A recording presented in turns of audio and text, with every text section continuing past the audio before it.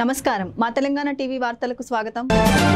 గుండ్లపోచంపల్లి గ్రామానికి గత కొన్నేళ్లుగా తాగునీటిని అందించిన వాటర్ ట్యాంక్ శిథిలావస్థకు చేరుకుంది. 14వ వార్డులోని ప్రాథమిక పాఠశాల చేరువలో ఉన్న వాటర్ ట్యాంకును నిర్మించి దాదాపు 5 దశాబ్దాలు కావస్తోంది. ప్రస్తుతం వాటర్ ట్యాంక్ కింద భాగంలో పెచ్చులు ఊడిపోయి ఇనుప చువ్వులు తేలి ప్రమాదం పొంచి ఉంది. గత కొన్ని రోజులుగా వాటర్ ట్యాంక్ పై పెచ్చులు ఊడిపడటంతో స్థానికులు భయాందోళనకు గురవుతున్నారు. ఎప్పుడు ఎవరి మీద పెచ్చులు పడి ప్రమాదం జరుగుతుందో అని భయంగా ఉందని ఆందోళన వ్యక్తం చేస్తున్నారు. గుండ్లపోచంపల్లి ప్రైమరీ స్కూల్ దగ్గర పక్కన ఉన్న వాటర్ ట్యాంక్ గత 50-60 సంవత్సరాల నుంచి ఉంది. శిథిలావస్థానికి వచ్చింది, కానీ ఎవరు పట్టించుకునే నాదుడు లేడు. వస్తురు కమిషనర్ కూడా చేంజ్ అవుతుండు, కానీ మళ్ళీ కంప్లైంట్ ఇచ్చినా అదే పరిస్థితి ఏర్పడుతుంది. దయచేసి కమిషనర్ గారు త్వరగా ఈ వాటర్ ట్యాంక్ని తీసేటట్టు చేయండి. చిన్నపిల్లలు కిందనే ఆడుకుంటారు, ఇలాంటి పెద్ద పెద్ద రాళ్ళు పడుతున్నాయి, అక్కడ క్రాక్స్ కూడా ఏర్పడ్డాయి. ఈ మధ్యకాలంలో చాలా పడ్డాయి. గత 3 నెలల క్రిందట కూడా కంప్లైంట్ ఇవ్వడం జరిగింది. వచ్చిర్రు, చూసిర్రు, వెళ్ళిపోయారు. ఇప్పుడు దాంట్లో కూడా వాటర్ ఏం నింపట్లేదు, డమ్మియం ఉంది. అది దయచేసి తీసేసేయండి. రాష్ట్ర ప్రభుత్వం నిర్వహించిన కేబినెట్ సమావేశాన్ని అసభ్యకరంగా చిత్రీకరిస్తూ అసభ్య పదజాలంతో మాట్లాడిన హరీష్ రావు మాటలను వెంటనే వెనక్కి తీసుకోవాలని డిమాండ్ చేశారు. రాష్ట్ర సాంఘిక సంక్షేమ, గిరిజన సంక్షేమ మరియు మైనార్టీ సంక్షేమ శాఖ మంత్రి లక్ష్మణ్ కుమార్ తెలంగాణ కేబినెట్ సమావేశాన్ని దండుపాళ్యం బ్యాచ్ అని మాట్లాడిన హరీష్ రావు వ్యాఖ్యలకు నిరసనగా సిద్దిపేట జిల్లా కేంద్రంలోని వెంకటేశ్వర స్వామి దేవాలయంలో మంత్రి ప్రత్యేక పూజలు నిర్వహించిన అనంతరం మీడియాతో మాట్లాడారు. హరీష్ రావు చేసిన వ్యాఖ్యలు పూర్తి అసంబద్ధమని, వ్యాఖ్యలపై దేవుని సాక్షిగా కేబినెట్లో కేవలం రాష్ట్ర ప్రభుత్వానికి సంబంధించిన అంశాలనే చర్చించామని, సొంత విషయాలను చర్చించలేదని తేల్చి చెప్పారు. మీడియా పరంగా మాట్లాడడానికి ఇష్టం లేదు. ప్రజలకు 3 సంవత్సరాలు పరిపాలించమని మా ప్రజలు మాకు అవకాశం ఇచ్చినారు. మా 120 సంవత్సరాల కాంగ్రెస్ పార్టీ, అన్నదమ్ములు లాంటి కాంగ్రెస్ పార్టీకి వచ్చిన మా మధ్యలో ఇబ్బందులు ఉంటే మేము సరి చేసుకుంటాం. మా కుటుంబం మాది, మా సమస్యలు ఉంటే మా పెద్దల దగ్గర మాట్లాడుకుంటే సరి చేసుకుంటాం. మేము ఈ విధంగా నోటికి ఎంత వస్తాంత నిన్న కూడా బాకీ కార్డు చూపెట్టుకుంటా రాజ్య బహిరంగ చర్చకు రా అంటుంది. నేను చెప్తున్నా, 123 అడుగులు ఉన్నట్టు డాక్టర్ బిఆర్ అంబేద్కర్ రాజ్యాంగ నిర్మాత విగ్రహం ముందర హరీష్ రావుగా మంత్రిగా పనిచేసినారు. ఇప్పుడు నేను మంత్రిగా పనిచేస్తున్నా. మరి మాజీ ముఖ్యమంత్రి కేసీఆర్ వస్తారంటే రేవంత్ రెడ్డి గారు పిలిపిస్తా చర్చ. 20 నెలల లోపల మేమేం చేసినాము, 10 సంవత్సరాల్లో మేనిఫెస్టో పెట్టి ఏం చేయకుండా ప్రజలకు అబద్ధం ఆడిన విషయం సిద్ధం. ఎందుకంటే నేను మాట్లాడిన అంశానికి జవాబు చెప్తున్నా తప్ప నేను హరీష్ రావు గారు, ఎందుకంటే మా సోదరుడు, తెలంగాణ బిడ్డలము, కొంచెం సంస్కారంగా అల్లున్నాం భారతదేశంలో.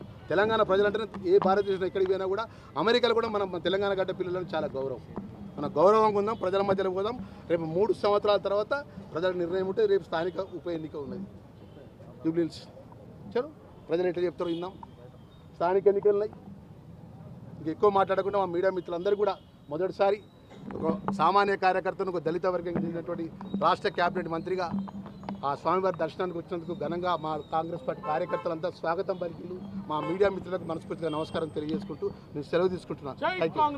రాష్ట్ర ప్రభుత్వం విద్యార్థులకు కాస్మెటిక్ డైట్ ఛార్జీలను పెంచడం జరిగిందని మంత్రి అడ్లూరి లక్ష్మణ్ తెలిపారు. ప్రతి నియోజకవర్గంలో 25 ఎకరాలలో 200 కోట్లతో యంగ్ ఇండియా ఇంటిగ్రేటెడ్ పాఠశాలలను ఏర్పాటు చేయడం జరిగిందని తెలిపారు. సిద్దిపేట మిట్టపల్లిలోని సాంఘిక సంక్షేమ గురుకుల పాఠశాలకు మౌలిక వసతుల కల్పనకు 10 లక్షల రూపాయలను మంత్రి మంజూరు చేశారు. సిద్దిపేట అర్బన్ మండలం మిట్టపల్లిలోని సాంఘిక సంక్షేమ గురుకుల పాఠశాలలో విద్యార్థులతో కలిసి మంత్రి అడ్లూరి లక్ష్మణ్, జిల్లా కలెక్టర్ హైమావతి మధ్యాహ్న భోజనం చేశారు. గురుకుల పాఠశాలలో ఏమైనా సమస్యలుంటే తమ దృష్టికి తీసుకొస్తే పరిష్కరిస్తానని తెలిపారు. సిద్దిపేట కలెక్టర్ బాగా పనిచేస్తున్నారని మంత్రి అభినందించారు. ముఖ్యమంత్రి రేవంత్ రెడ్డి పాఠశాలలపై ప్రత్యేక శ్రద్ధ పెడుతున్నారని తెలిపారు.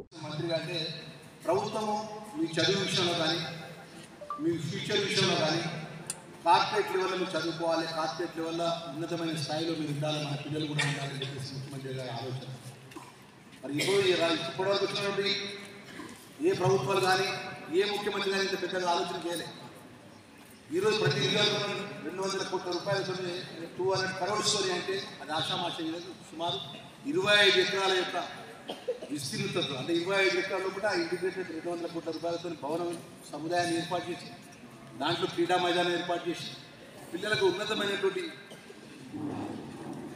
సదుపాయాలు ఏర్పాటు చేసే విధంగా ప్రభుత్వం ముందుకెళ్తుంది. మరి ఈరోజు సెంట్రల్ ఆఫీస్కి సంబంధించిన ప్రిన్సిపల్ మేడం గారు చెప్తున్నారు, సార్ ఇక్కడ ఐఐటి సెలెక్ట్ అయినారు, జేఐ సెలెక్ట్ అయినారు.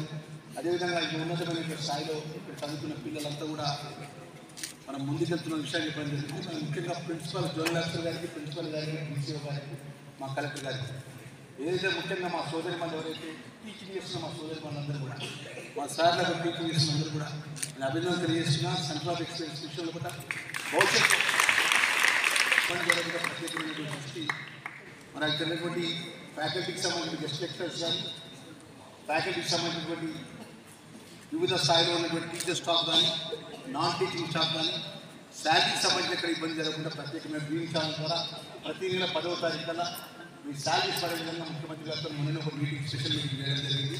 ఎందుకంటే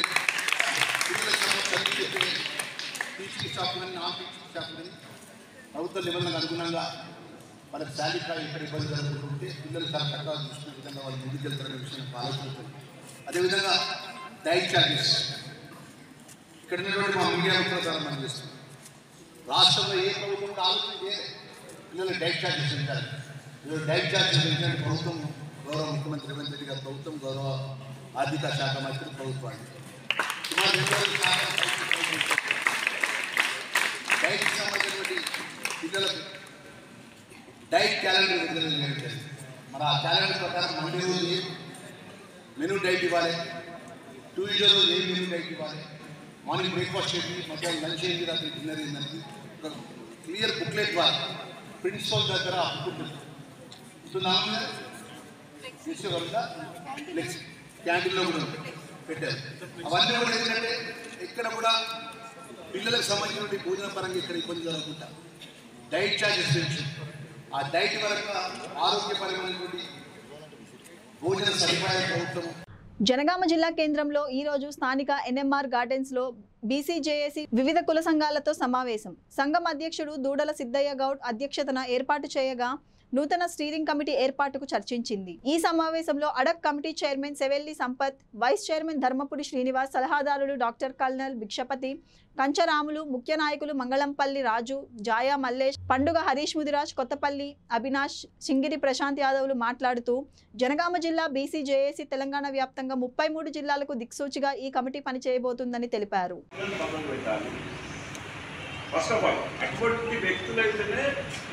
చేసిలో చేరండి, బీసీలో కోసం పెట్టారు. ఎందుకంటే మనం జరిగిన ఉదాహరణ మనందరికీ తెలుసు. సంపత్తుని సరే తాత్కాలిక కమిషన్గా మమ్మల్ని పెట్టడం వాళ్ళు అక్కడ బీజేపీ వాళ్ళు ఉంటారు.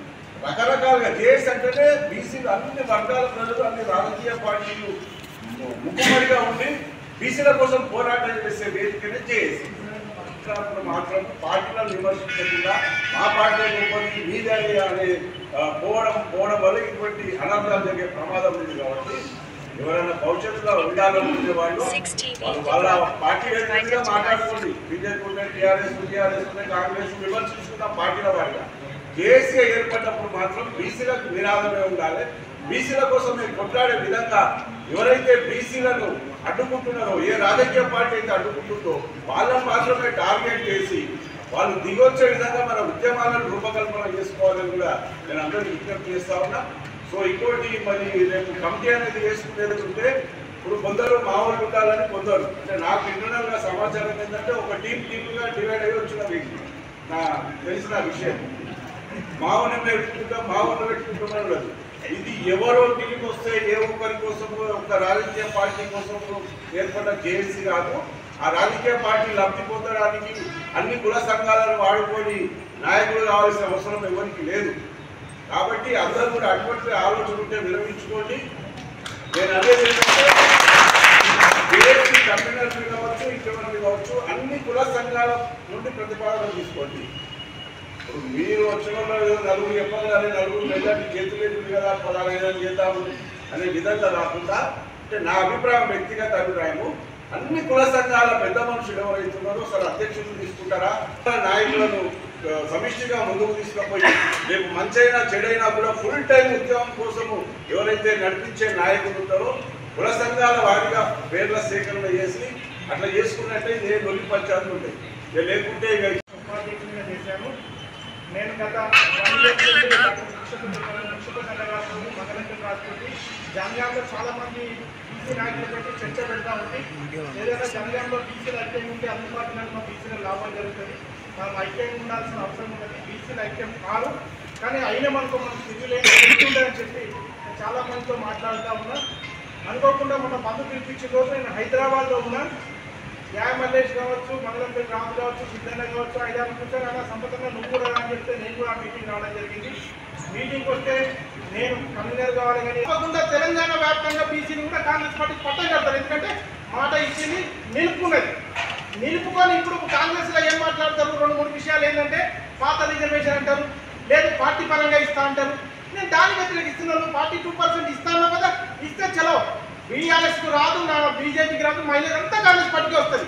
ఈయనప్పుడు ఇవాళ నేనేమంటే పార్టీలు కాదు, ఏదైతే 42% అమలు చేయాల్సిన బాధ్యత పార్టీ కాంగ్రెస్ పార్టీ అమలు చేయాలి. కాంగ్రెస్ పార్టీ ప్రపోజల్ పెట్టింది, బీజేపీ అమలు చేయాలి.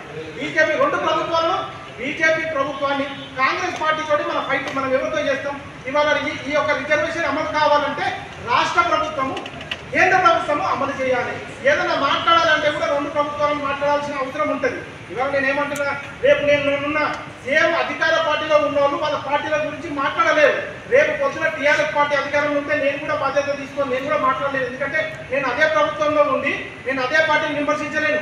ఎప్పుడు కూడా ప్రతిపక్ష నాయకులు కొట్టాడాల్సి ఉంటుంది, మాట్లాడాల్సి ఉంటుంది. నేను ఏమంటున్నా, ఇవాళ బీసీల ఏకమైన రేపు అన్ని పార్టీలలో చాలా మంది మనం గత 60 సంవత్సరాలుగా ఈ రాజ్యాధికారం అంతా ఓసీల చేత, రెడ్డిల చేతిలో రాజ్యాధికారం ఉన్నది. ఇవాళ విద్యలు కావచ్చు, ఉద్యోగాలు కావచ్చు, రాజకీయాలు కావచ్చు, మనం అణగదొక్కబడ్డాం. ఇవాళ తెలంగాణ తెచ్చుకున్నాం. ఇవాళ బీసీల కోసం ఒక ఉద్యమం స్టార్ట్ అయింది. తెలంగాణ ఉద్యమం ఎట్లయితే స్టార్ట్ అయిందో బీసీల ఉద్యమం స్టార్ట్ అవుతుంది. ఇలా అందరం మమేకంగా ప్రతి ఒక్క మనిషిలో ఉన్నది బీసీ అనే ఫీలింగ్ ఉన్నది. మనం ఐక్యంగా నేను లేవని మీరు అది ఏదైతే మన కార్యాచరణ అయిపోయినాక ఇక్కడ మీటింగ్ రోజు అన్నా, రేపు పొద్దున్నండి ఆమె చర్చలు జరుగుతాయి చూడు, విచ్ఛిన్నం చేస్తారన్న. తర్వాత ఈయన సంపత్ పని చేయలేడు, ఆయనకు సపరేట్ ఉన్న నేను ఏమీ చేయలేదు. ఆ రోజు ఆ ఇష్యూ అయిపోయింది, వెళ్ళిపోయినా. దీని మీద రకరకాల చర్చలు జరిగినాయి. నేను ఏమంటున్నానంటే ఆ చర్చలకు తావీయకండి, దయచేసి చెప్తున్నా. నేను కూడా మీ అందరూ చేతులు జోడించి దండం పెట్టి చెప్తున్నా, నాకు అవకాశం ఇచ్చినని బీసీ సంఘంలో పనిచేస్తా, అవకాశం ఇవ్వకుండా బీసీ సంఘంలో పనిచేస్తా. ఎందుకంటే బీసీలము రాజ్యాధికారం మనంతా యూనిటీ ఉండకపోతే నవ్వులాట ఏమైతే అంటే ఒక్క కార్యక్రమం చేస్తే వాళ్ళు ఐక్యత లేదని చెప్పి మిగతా వాళ్ళు నవ్వుకునే పరిస్థితి చేయకూడదు. నేనేమన్నా నిజంగా కూడా ఆ రోజు పొరపాటు ఉంటే నేను తప్పకుండా మన వాళ్ళు కూర్చున్నప్పుడు నేను సంజయ్ చెప్పేవాడిని. ఏదన్నా రెక్టిఫై చేసుకుని నిజంగా పొరపాటు చేసి ఉంటే బ్రదర్ నేను ఇంకొకసారి అట్లాంటి పునరావృతం కాకుండా నేను రెక్టిఫై చేసుకుంటాను చెప్పేవాడిని. సరే అది ఇష్యూ అక్కడ మీడియా ఉన్నది, నేను ఏం మాట్లాడలేకపోతున్నా. నేను ఎంతసేపు ఏం మాట్లాడినంటే 42% ఇచ్చింది, ఇది అమలు చేయాల్సిన బాధ్యత కాంగ్రెస్ ఉన్నది, చేయాల్సింది బీజేపీ ఉంది అని చెప్పేవాడిని. తిట్టపోయేటోని కాదు, ఏం మాట్లాడు, అది అసంపూర్తి కాకముందే మాట్లాడుకోవడం జరిగింది, అది పేపర్లో రావడం జరిగింది. అట్లాంటిది రాదు.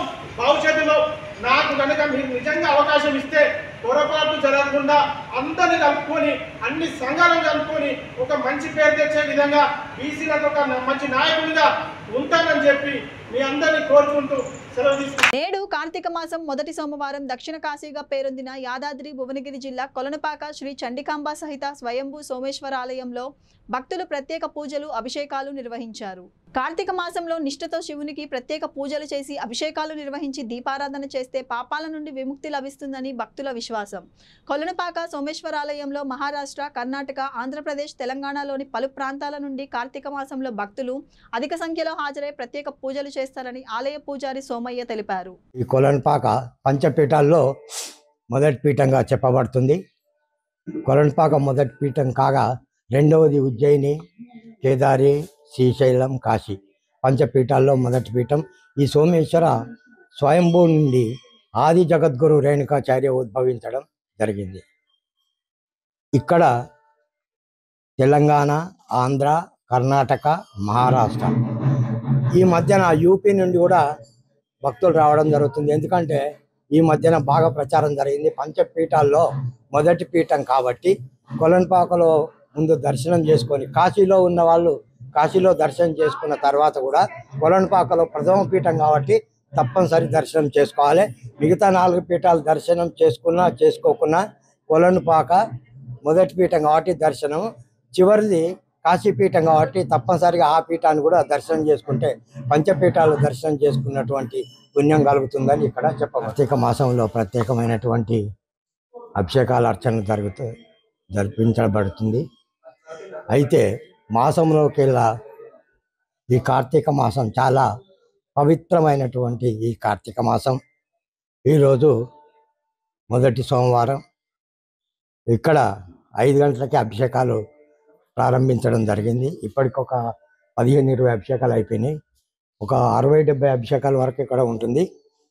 అయితే కార్తీక మాసం గురించి చెప్పాలంటే ఈ కార్తీక మాసంలో ప్రతి సోమవారం కానీ ప్రతిరోజు కానీ శివాలయంలో దర్శనం చేసుకున్న తర్వాత సాయంత్రం సమయాన విష్ణుదేవుని దర్శనం కూడా చేసుకోవాలి.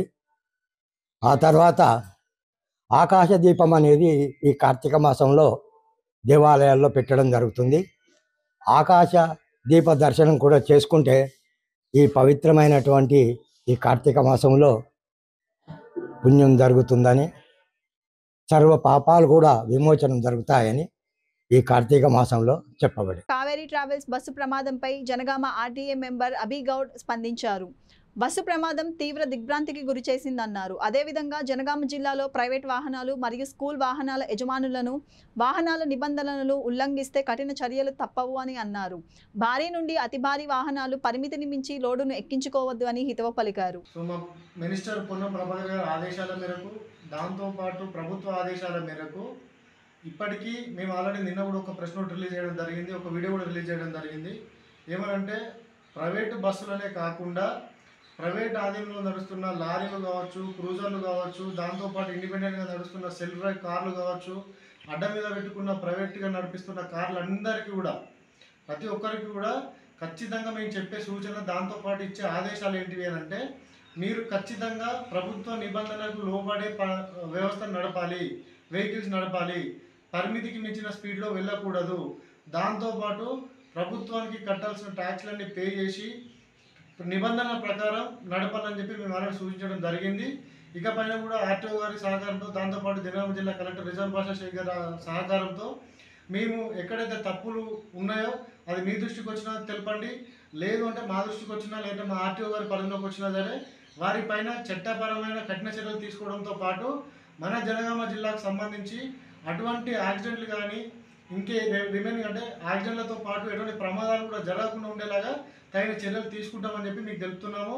మరీ ముఖ్యంగా పెద్ద వెహికల్స్ అంటే లారీలు, డీసీఎంలు, బస్సెస్, ప్రైవేట్ బస్సులు, స్కూల్ బస్సులు, ఇంకా రిమైనింగ్ ఇట్లాంటి పెద్ద పెద్ద ఏవైతే ఉన్నాయో కార్లు కానీ క్రూజర్లు కానీ వాళ్ళకి మరీ నేను హెచ్చరించేది ఏంటిదంటే మీరు ఎక్కువ మొత్తంలో అంటే ఒక 10 మంది లిమిట్ ఉంటే మీరు 15 మందిని ఎక్కించుకోపోతున్నారు, 40 మంది లిమిట్ ఉంటే 55 మందిని ఎక్కించుకోపోతున్నారు. సో ఈ రకంగా లిమిట్ దాటి ఎక్కించకపోయినా ఏ బస్ అయినా సరే మాకు కంటపడ్డా లేదంటే మా దగ్గరకు ఒక కంప్లైంట్ వచ్చినా మీ మీద ఖచ్చితంగా యాక్షన్స్ ఉంటాయి. సో మీరు పరిమితికి లోబడే పని చేయాలి, ప్రభుత్వ నిబంధనల ప్రకారమే పనిచేయాలని చెప్పి చెప్తున్నాం.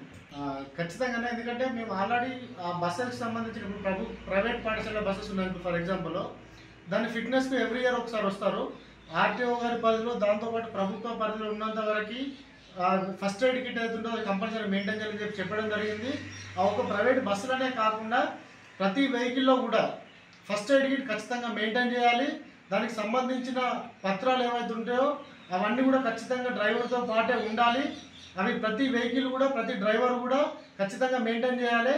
ఇక స్కూల్ బస్సుల విషయానికి వస్తే మరీ డ్రైవర్తో పాటు ఒక కండక్టర్ కంపల్సరీ మెయింటైన్ చేయాలి. ఫస్ట్ ఎయిడ్ కిట్ ఎందుకంటే దాంట్లో చిన్నపిల్లలు కాబట్టి వాళ్ళే అంటే చిన్నపిల్లలే రేపటి దేశానికి భవిష్యత్తు కాబట్టి వాళ్ళ ప్రాణాలు కాపాల్సిన బాధ్యత అందరి మీద ఉన్నది. దాంతోపాటు క్రూజర్కు సంబంధించిన వ్యక్తులు నేను ఇప్పటికి ఒక 10 సార్లు చూసినా వాళ్ళందరూ కూడా హెచ్చరిస్తున్నాను. నేను 15 మందిని 18 మంది కూడా ఎక్కించుకోపోతున్నారు, మళ్ళీ 100 మీటర్ల స్పీడ్లో పోతున్నారు. సో మీరు ఆ రకంగా వెళ్ళొద్దు, వెళ్తే మాత్రం మీద ఖచ్చితంగా చర్యలు ఉంటాయి. ఆర్టీఓ డిపార్ట్మెంట్ తరఫున కూడా తనిఖీలు జరుగుతూనే ఉన్నాయి, ప్రతిరోజు కూడా జరుగుతూనే ఉన్నాయి. ఇకపైన దాన్ని ఉధృతం చేసి అన్ని కంట్రోల్ చేసే విధంగా అయితే చర్యలు తీసుకుంటాం. ప్రైవేట్ స్కూల్కి సంబంధించి ప్రైవేట్ బస్సులతో పాటు కొన్ని ఆటోలు కూడా కొన్ని స్కూల్స్ అంటే కొంతమంది 10 మంది పేరెంట్స్ 5 మంది పేరెంట్స్ కలిసి వాళ్ళు మాట్లాడుకొని నడుపుతున్నారు. బట్ పేరెంట్స్కి నేను ఇచ్చే ఒక ఆలోచన ఏంటిది అంటే దయచేసి ఆటోలో 4 పడితే 4 పంపేయండి, లేకపోతే 3 పంపేయండి. సో ఒక అపార్ట్మెంట్ దగ్గరనో లేకపోతే 4 కుటుంబాల దగ్గర ఉండి ఈ రకంగా మేము ఒక 6 పంపిస్తాం, ఎక్కువ మంది పంపిస్తాం అంటే మన పిల్లలకి ఆ ప్రమాదం జరిగే అవకాశం లేదు. కాబట్టి దయచేసి విద్యార్థుల తల్లిదండ్రులు దీన్ని గమనించండి. ఒక ఆటోకి ఇచ్చే ప్రైజ్ 2 ఆటోలకి ఇవ్వండి. అప్పుడు 2 కుటుంబాలు బాగుపడితే మన పిల్లలు కూడా ప్రాణాలతో చెలగాట మాడకుండా సేఫ్ జోన్లో ఉంటారు. దయచేసి విద్యార్థుల తల్లిదండ్రులు దీన్ని గమనించాలి. ఈసారి ఫిట్నెస్కి అయితే ఎవ్రీ ఇయర్ బస్సెస్ అయితే ఫిట్నెస్కి వస్తాయండి. ఫిట్నెస్ లేకుండా అయితే బస్సెస్ ఇప్పటివరకు అయితే లేవు నా నమ్మకం. ఎందుకంటే ఆర్టీఓ గారు పరిమితికి మించిన అంటే ప్రభుత్వ నిబంధనలు లోపాటి లేకుండా ఏ బస్సు కూడా పర్మిషన్ ఇవ్వలేదు. దాన్ని మేము కూడా తనిఖీలు చేసినాం లాస్ట్ టైం. కొన్ని బస్సెస్కి ఎమర్జెన్సీ ఎగ్జిట్ ఓపెన్ అవ్వలేదు, కొన్ని బస్సెస్కి అంటే కరెక్ట్ బ్రేక్ సిస్టమ్ లేదు, హ్యాండ్ బ్రేక్ సిస్టమ్ లేదు. సో అట్లాంటి వాటిని మా దృష్టికి వచ్చినప్పుడైతే కొన్ని సరిదిద్దినాం మేము. అది ప్రత్యక్షంగా నేను కూడా చేసిన దాంట్లో. సో ఇక పైన అట్లాంటి ప్రాబ్లమ్స్ ఎక్కడ ఉన్నా సరే అది విద్యార్థుల నోటీస్కి వచ్చినా లేదంటే తల్లిదండ్రుల నోటీస్కి వచ్చినా పబ్లిక్ నోటీస్కి వచ్చినా దయచేసి మాకు తెలియజేయండి. ఎందుకంటే మీరు చెప్తే మాకు కొన్ని నిజాలు తెలుస్తాం. మేము ప్రత్యక్షంగా అన్నిటికీ పోలేం. కాబట్టి ప్రెస్ అన్నలకు కూడా నా రిక్వెస్ట్ ఏంటిది అని అంటే మీ నోటీస్లో ఎటువంటి ఇష్యూస్ ఉన్నా, రవాణా శాఖకు సంబంధించి ఎటువంటి ఇష్యూస్ ఉన్నా, సో మేము ఉన్నది పబ్లిక్ తరఫున పబ్లిక్కి ప్రాణాలని కాపాడడంతో పాటు వాళ్ళకి సర్వీస్ చేసే ఉద్దేశంతో ఉన్నాము. సో అట్లాంటి విషయాలు ఏమున్నా సరే మాకు దయచేసి తెలపండి. మేము దాని మీద తగిన చర్యలు తీసుకొని ప్రజల ప్రాణాలకి విద్యార్థుల ప్రాణాలకి ఎటువంటి హాని జరగకుండా ఉండేలాగా చర్యలు అయితే తీసుకుంటాం. మా భవిష్యత్ కార్యాచరణ ఏంటిది అని అంటే ఈ రవాణా శాఖకు సంబంధించి ఎవరికైతే అవగాహన లేదో అంటే యూత్కి కావచ్చు, లేకపోతే పెద్దలకు కావచ్చు, ఊళ్ళలో ఉన్న ప్రజలకు కావచ్చు, వారికి అవగాహన కల్పించే విధంగా కొన్ని కార్యక్రమాలు ఆల్రెడీ మేము మొదలు పెట్టినాము. సో వాటితో పాటు ఇంకా ఎక్కువ మొత్తంలో కూడా ప్రజలకు తీసుకుపోయి రవాణా శాఖకు సంబంధించి కంప్లీట్ అవగాహన తెచ్చే ఉద్దేశంతో పనిచేస్తున్నాము. వాళ్ళకి తెలియపరుస్తాము ఖచ్చితంగా. దాంతోపాటు ఇంకా ప్రత్యక్షంగా చెప్పేది ఏంటిది అంటే మేము అవగాహన కల్పించడం ఒక ఎత్తు అయితే సామాజిక బాధ్యత వహించడం ఇంకొక ఎత్తు. దయచేసి ప్రజలు ఇండిపెండెంట్గా ఒక సోషల్ రెస్పాన్సిబిలిటీని తీసుకొని స్వయంగా మీరే తగిన జాగ్రత్తలు వహిస్తూ అయినా సరే తప్పులు జరిగితే మాలాంటి వారు ఉన్నది మీకోసం పనిచేయడానికి కాబట్టి అంటే ప్రజల కోసం పబ్లిక్ కోసం పనిచేయడానికి ఉన్నాం కాబట్టి మా నోటీస్ చేయండి. ఒకవేళ మీ వల్ల కాకపోతే మేము ఖచ్చితంగా వాటి మీద తగిన చర్యలు తీసుకుంటాము. మరీ ముఖ్యంగా ఈ రోడ్ ట్రాన్స్పోర్ట్కి సంబంధించి హైవేల దగ్గర టోల్ గేట్లు కానీ దాంతోపాటు రోడ్డుకు ఏవైతే కాంట్రాక్ట్ బేస్ నడుస్తున్నాయో కొన్ని వర్కులు ఆర్ఎండ్బికి సంబంధించినవి, ఎన్హెచ్కి సంబంధించిన ఎన్హెచ్ఏకి సంబంధించిన విషయాలు ఏవైతే ఉన్నాయో వాటి మీద కూడా మేము దృష్టి పెట్టినాము. సో అక్కడ కూడా సరైన ఫెసిలిటీస్ లేకపోయినా మీ తరఫున ఏమైనా కంప్లైంట్స్ ఉన్నా ఇప్పటికే మాకు చాలా కంప్లైంట్స్ వచ్చినాయి. టోల్ గేట్స్ దగ్గర ఇవి కరెక్ట్ మెయింటెనెన్స్ లేదు, దాంతోపాటు ఎక్కువ మొత్తంలో డబ్బులు వసూలు చేయడము, బెదిరియడం ఇట్లాంటివి జరుగుతున్నాయి మా దృష్టికి వచ్చింది. సో వాటిని కూడా మేము కరెక్ట్గా దృష్టికి తీసుకుపోతాము, కానీ జాగ్రత్తలు కూడా వహిస్తాం. వరంగల్ నగరంలోని ఉర్సుగుట్ట నాని గార్డెన్లో ఈ రోజు తెలంగాణ రాష్ట్ర ఎక్సైజ్ శాఖ ఆధ్వర్యంలో మద్యం షాపుల టెండర్ల లక్కీ డ్రా కార్యక్రమం ఏర్పాటు చేయడం జరిగింది. ఈ సందర్భంగా జిల్లా ప్రొహిబిషన్ అండ్ ఎక్సైజ్ అధికారి అరుణ్ కుమార్ మాట్లాడుతూ వరంగల్ జిల్లాకు సంబంధించిన మొత్తం 57 షాపులకు లాటరీ పద్ధతిలో కలెక్టర్ గారి చేతుల మీదుగా డ్రా కార్యక్రమం నిర్వహించామన్నారు. ఈసారి డ్రా కోసం జిల్లా వ్యాప్తంగా మొత్తం 1858 అప్లికేషన్లు అందాయని తెలిపారు.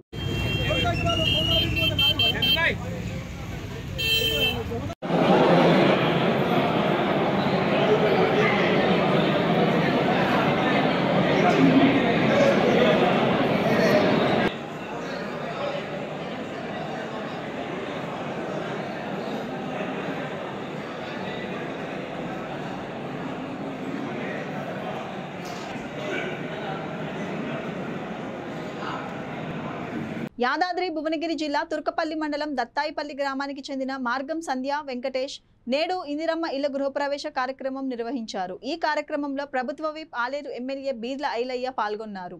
ఈ సందర్భంగా లబ్ధిదారులకు ఇచ్చిన మాట ప్రకారం పట్టు వస్త్రాలను మేకపోతును అందించారు.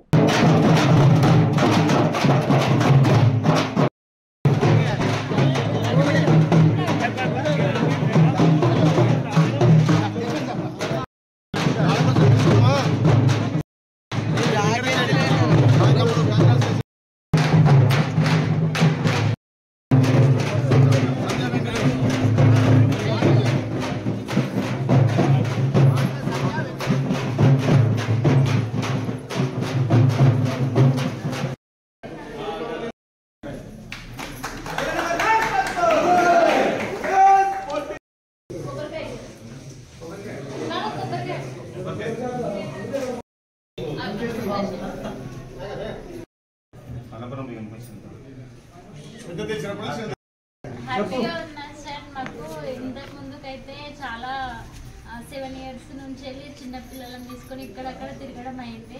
ఇప్పుడైతే మాకు ఇల్లు కట్టుకున్నందుకు చాలా హ్యాపీగా ఉంది సార్.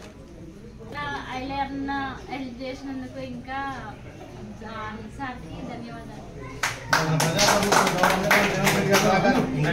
మీ అందరి సహకారంతో ప్రభుత్వం వచ్చింది కాబట్టి మనకి ఇంద్ర మిల్లు వస్తున్నాయి.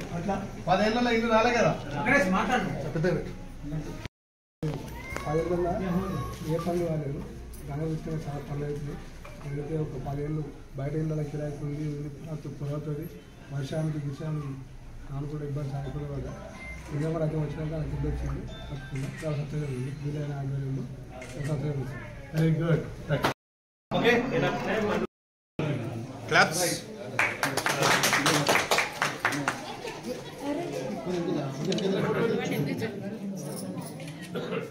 బాలు సంతోషంగా ఇల్లు కట్టుకున్నాం కాబట్టి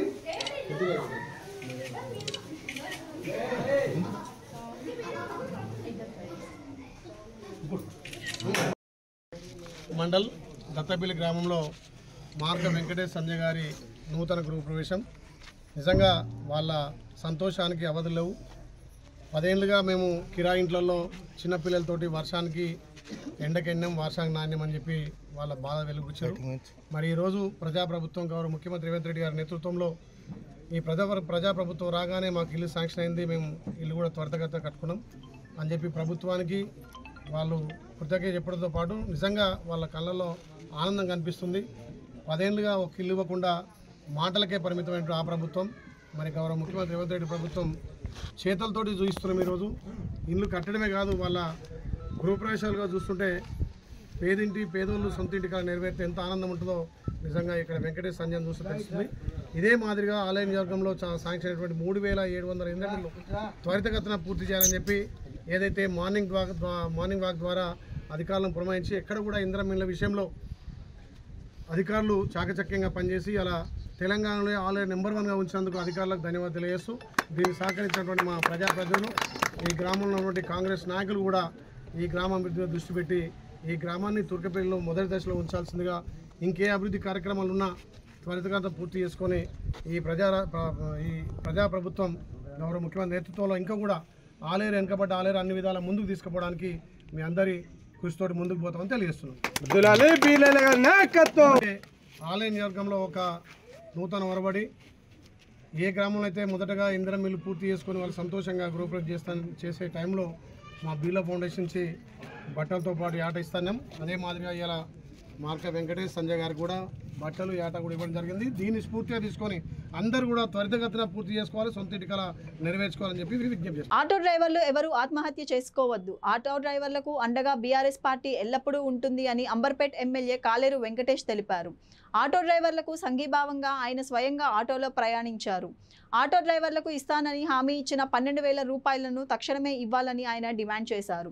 లేని పక్షంలో ఆటో డ్రైవర్లతో కలిసి అసెంబ్లీని ముట్టడిస్తామని హెచ్చరించారు.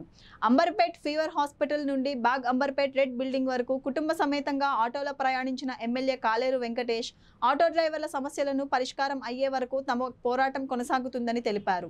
తక్షణమే చర్యలు తీసుకోకపోతే జూబ్లీహిల్స్ ఎన్నికల ప్రచారంలో వేలాది ఆటోలతో భారీ ర్యాలీ నిర్వహిస్తామని అన్నారు. తెలంగాణ రాష్ట్రంలో 5,20,000 మంది ఆటో రంగంలో వాళ్ళ నివాసం ఏర్పరచుకొని ఆటోలు నడుపుకుంటూ వాళ్ళ జీవితం వెళ్ళబోతున్నారు. రేవంత్ రెడ్డి గవర్నమెంట్ వచ్చిన తర్వాత ఫ్రీ మహిళా ఉచిత బస్సు పెట్టి అటు మహిళలు బస్సు ఎక్కి తిట్టుకుంటున్నారు, ఇటు ఆటో డ్రైవర్లు వాళ్ళందరూ కూడా గవర్నమెంట్ను తిడతా ఉన్నారు. ఈ 2 సంవత్సరాల లోపల 160 మంది ఆటో డ్రైవర్లు ఆత్మహత్యలు చేసుకున్నారు. వాళ్ళ ఇల్లు గడవలేక, పిల్లల ఫీజులు కట్టలేక ఎంతో దీన స్థితిలో ఉండడం జరుగుతుంది. ఈరోజు ఆటో డ్రైవర్ల అంబర్పేటలో ఉండే ఆటో డ్రైవర్ల వాళ్ళ కుటుంబాల సంఘీభావం కోసము మా పార్టీ ఇచ్చిన ఆదేశాల మేరకు మేమందరము మా ఫ్యామిలీస్ తోటి ఆటోలో తిరిగి వాళ్ళకి సంఘీభావం ఏర్పరుస్తాం. ఈరోజు గవర్నమెంట్ను మేము డిమాండ్ చేసేది ఏంటంటే పక్క రాష్ట్రంలో ఆంధ్రప్రదేశ్ రాష్ట్రంలో ఒక్కొక్క ఆటో డ్రైవర్కు 15,000 రూపాయలు ఇవ్వడం జరుగుతుంది. మీరు గవర్నమెంట్ రాకముందుకు 12,000 రూపాయలు ప్రతి ఆటో డ్రైవర్కు సంవత్సరానికి పెన్షన్ ఇస్తామని చెప్పిండ్రు. ఇప్పటి వరకు ఏకాన కూడా ఇవ్వాలి. అదేవిధంగా ఆటో డ్రైవర్ల కోసము సంక్షేమ బోర్డు ఏర్పాటు చేస్తామన్నారు. తర్వాత వాళ్లకు అన్ని ఫెసిలిటీస్ ఏర్పాటు చేస్తామన్నారు. ఇప్పటి వరకు ఆ రంగంలో ఆటో డ్రైవర్లకు కించెత్తు కూడా వాళ్ళకి సపోర్ట్ చేయలేదు. అందుకే ఈరోజు మేమందరం ఆటో డ్రైవర్లకు అంబర్పేట వేదిక నుంచి విజ్ఞప్తి చేస్తున్నాను. ఇది జూబ్లీ హిల్స్లో ఆటో డ్రైవర్లు అందరూ యునైట్ అయ్యి కాంగ్రెస్ గవర్నమెంట్కు వ్యతిరేకంగా బీఆర్ఎస్ పార్టీకి ఓటేస్తే అక్కడ గవర్నమెంట్లో బీఆర్ఎస్ పార్టీ అక్కడ గవర్నమెంట్ పతనం చేస్తే మీ ఆటో వాళ్ళకి అందరికీ కూడా జరుగుతుంది. మొన్న మేము హైదరాబాద్లో మొత్తము ఎక్కడెక్కడనైతే బస్తీ దవాఖాన్లు ఉన్నాయో అవన్నీ బస్తీ దవాఖాన్లు విజిట్ చేసినందుకు ఒక సెన్సేషన్ ఏర్పడి అదే రోజు గవర్నమెంట్ రివ్యూ చేయడం జరుగుతుంది. ఈరోజు మా అందరం ఎమ్మెల్యేలము అందరం ప్రజాప్రతినిధులము హైదరాబాద్ అంతటా ఆటోలలో ప్రయాణించి వాళ్ళకి సంఘీభావం ఏర్పరుస్తున్నాము.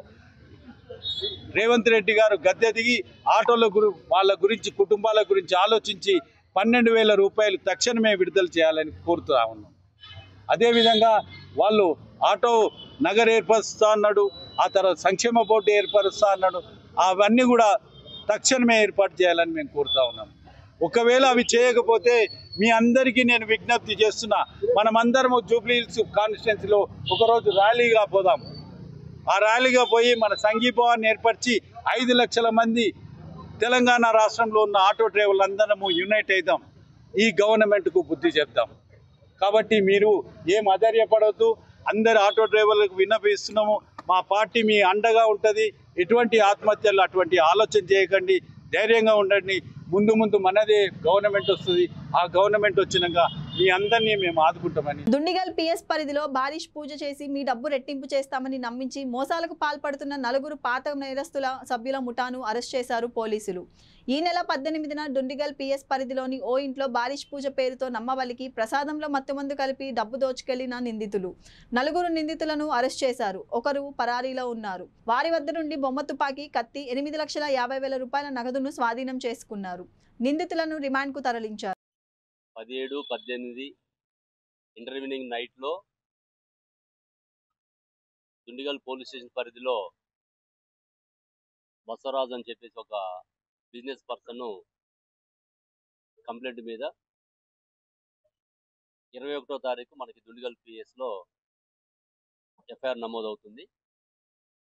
ఇందులో సబ్జెక్ట్ ఏంటంటే కొంతమంది వ్యక్తులు వచ్చేసి డబ్బుల్ని పూజ చేసి ఆ డబ్బులు ఎంతైతే మనం పెడతాం దానికి డబల్ మేము చేపిస్తామని చెప్పేసి నమ్మబలికి మోసపూరితంగా చేసి అతనికి ప్రసాదం రూపంలో మత్తుమందు కలిపి అతను స్లో కోల్పోయిన తర్వాత అమౌంట్ని తీసుకొని పోవడం అనేది వీళ్ళ యొక్క మోడస్ ఆపరెండి. ఇందులో మనకి 17, 18వ తారీఖు నైట్లలో సుమారుగా ఎర్లీ అవర్స్ 3:30 టైంలో పూజ చేస్తామని చెప్పేసి వాళ్ళ ఇంటికి ఆయన పశువుల దానా సంబంధించిన బిజినెస్ చేస్తుంటాడు. ఆ షెడ్లో కూర్చోబెట్టి పూజ చేస్తామని చెప్పేసి 25 లక్షల రూపాయలు తీసుకురావడం జరిగింది. ఇందులో మొత్తం 5 వ్యక్తులు ఒక గ్యాంగ్గా ఏర్పడి ఈ నేరంలో పాల్గొనడం జరిగింది. అందులో మెయిన్ ముద్దాయి మనకి ఇంకా పరారులో ఉన్నాడు. మిగతా 4 మనం నిన్న సాయంత్రం అదుపులోకి తీసుకోవడం జరిగింది. అందులో వాళ్ళ పేర్లు మహమ్మద్ ఇర్ఫాన్, 44 years, ఇతను సోఫా వర్క్ చేస్తాడు. ఇతన్ని ఒరిజినల్గా నిజామాబాద్ డిస్టిక్ బౌదూర్పుర మన ఓల్డ్ సిటీలో కూడా ఉంటుంటాడు అన్నమాట. ఇతని మీద 2 కేసులు నమోదై ఉన్నాయి. ఈ ఇర్ఫాన్ మీదను ఆ ప్రధాన నిందితుడి మీద ఉప్పల్లో గతంలో 22లోనే సేమ్ ఇట్లాంటిదే ఒకసారి వాళ్ళు ప్రయత్నం చేస్తారు. అక్కడ కేసు నమోదవుతుంది. ఆ కేసు కూడా కంప్లీట్ అవుతుంది. ఇర్ఫాన్ మీద 2వ కేసు నిజామాబాద్ టౌన్లో ఉంది. అతను భార్యని వేధిస్తున్న కేసులో ఉన్నాడు. రిమైనింగ్ పర్సన్ కార్తీక మాసం మొదటి సోమవారం జగద్గురువు శ్రీ శ్రీ శ్రీ ఆదిశంకరాచార్య అర్చిత మహాస్ఫటిక లింగానికి భక్తులచే ఏకాదశ రుద్రాభిషేకం, రుద్రహోమం, మహాపూర్ణాహుతి పాటుగా ప్రత్యేక పూజలు నిర్వహించిన ఆలయ చైర్మన్ వ్యవస్థాపకులు మోత్కూరి సత్యనారాయణ శాస్త్రి. అనంతరం ఈ కార్యక్రమంలో భక్తులు అధిక సంఖ్యలో పాల్గొని తీర్థ ప్రసాదాలు స్వీకరించారు.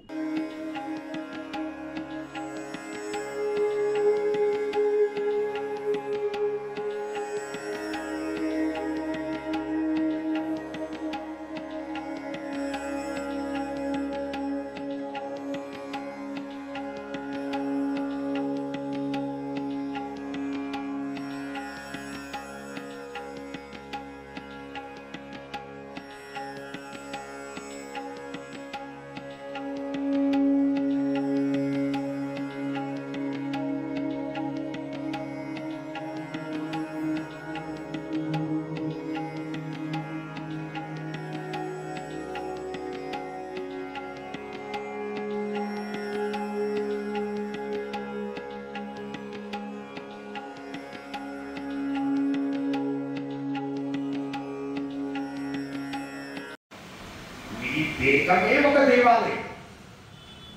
దేహో దేవాలయ. ఈ దేహమే ఒక దేవాలయం. జీవో దేవ సనాతన. అందులో ఉన్న జీవుడే సనాతనమైనటువంటిది.